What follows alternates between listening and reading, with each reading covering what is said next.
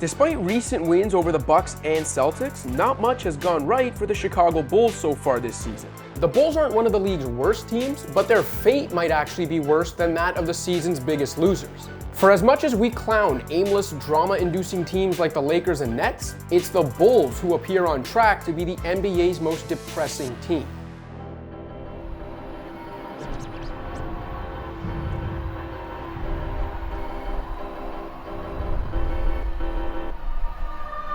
Less than a year ago, a new-look Bulls team reached the midway point of the season atop the Eastern Conference.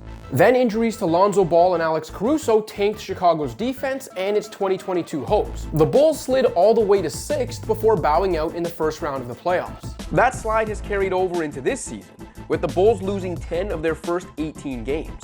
Injuries have still played a factor. Multiple surgeries later, a left knee issue that was only supposed to sideline Ball for 6 to 8 weeks last January has kept him out of action for more than 10 months now. Zach LaVine has missed a few games while cautiously managing his own return from knee surgery, and has looked like a shell of himself when he has been on the court. Reserves Kobe White and Andre Drummond have missed time with thigh and shoulder injuries respectively.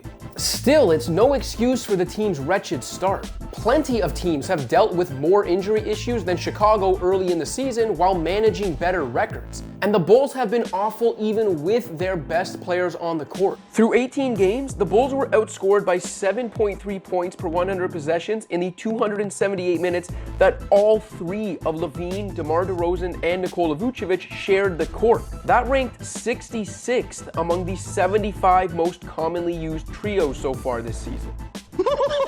We're so bad! No performance summed up Chicago's nightmare start quite like the team's recent home loss against the Magic. Orlando entered the United Center winless on the road and without the injured Paolo Banchero, while the Bulls, missing only Ball, got 41 points from DeRozan and held a 4-point lead with 20 seconds remaining. But 2 missed free throws from Vucevic helped the Bulls snatch defeat from the jaws of victory. No timeouts.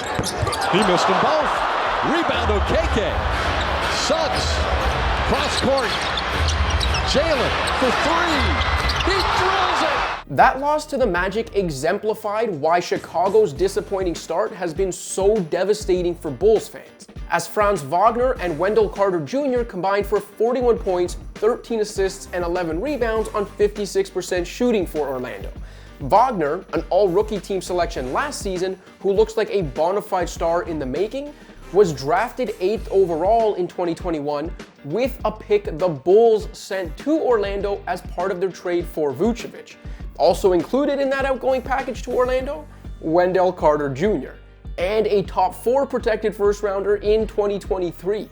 Vucevic, meanwhile, has helped the Bulls barely break 500 since arriving. That's not good enough, right? But wait, it gets worse. Because as this shitstorm has descended on Chicago, Bulls fans have simultaneously had to watch Lauri Markkanen play like an all-star for the league's most surprising team in Utah. The Cavaliers may have been the team that most recently traded Markkanen, but Cleveland got Donovan Mitchell out of that deal. When the Bulls traded Markkanen as part of a 3-team sign-and trade 15 months ago, Chicago received Derrick Jones Jr., a lottery-protected first-round pick, and a second-rounder. That second-rounder will never convey for the Bulls, however, because Chicago will forfeit its next available second-round pick after the NBA found evidence that the team had premature discussions with Ball's representatives before the two sides struck a deal in 2021 free agency. The Bulls also still owe San Antonio a future protected first-round pick stemming from their sign-and-trade deal for DeRozan, though no one can argue with the merits of that trade given how superb DeMar has been for Chicago. Some might argue it's tough to judge any of the Bulls' recent transactions in hindsight,